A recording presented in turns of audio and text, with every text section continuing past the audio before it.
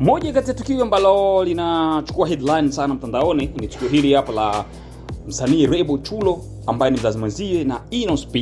Kuna mtu alitembezewa kichapo na maskari nyumbani kwa Rebo Chulo baada ya kudaiwa kwamba yeye ndo amechukua vitu ambavyo vimepotea kutoka kwa Rebo Chulo.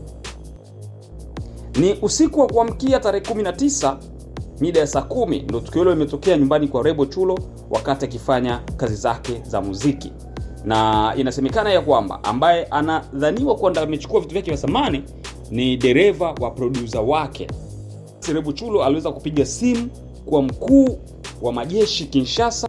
Wakati askari huyo amefika, aliweza kuamuru wanajeshi waweze kumchapa yule aliyedhaniwa kwamba ni mwizi ili aweze kusema vitu amefika wapi.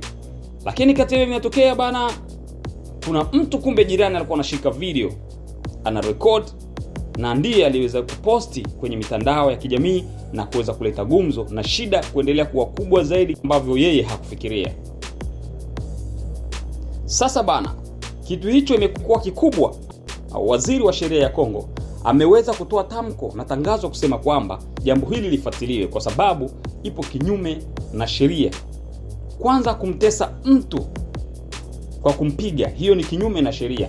Inabidi wajue ni kwa nini imetokea hivyo na ni nani ambaye alitoa amri ya mtu huyo kupigwa bila kuita vyombo husika ili kufanya uchunguzi.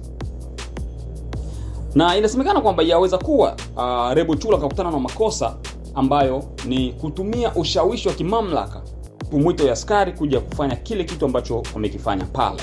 Inabidi sheria ichunguze ijue ni yupi mwenye hatia ili aweze kuhukumiwa ipasavyo.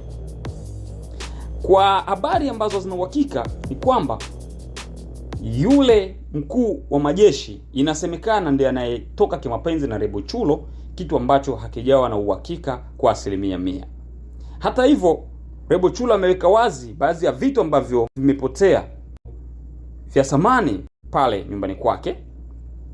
Na kati ya vitu hivyo vya thamani, Rebo Chulo amesema kuna simu aina ya iPhone 17 Pro Max, kuna dola 1500 ambayo ilikuwa kwenye pochi lake ambayo ilikuwa ni noti za dola 100, kuna kitambulisho chake cha kusafiria ambayo ni passport, kuna saa yake ya mkononi aina ya Rolex ambayo ni saa ya kifahari pia, na kuna mkufu wa almasi na perfume zake.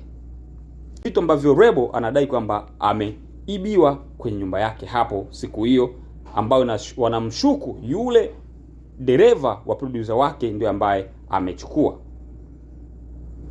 Sasa wewe una maoni gani kutokana na hichi ambacho kinaendelea? Mtoa kwa nguvu Mati Hamisi, hapa ni Sage Media, kipindi Mati na Usanii. Tukutane kwenye story nyingine. Ciao.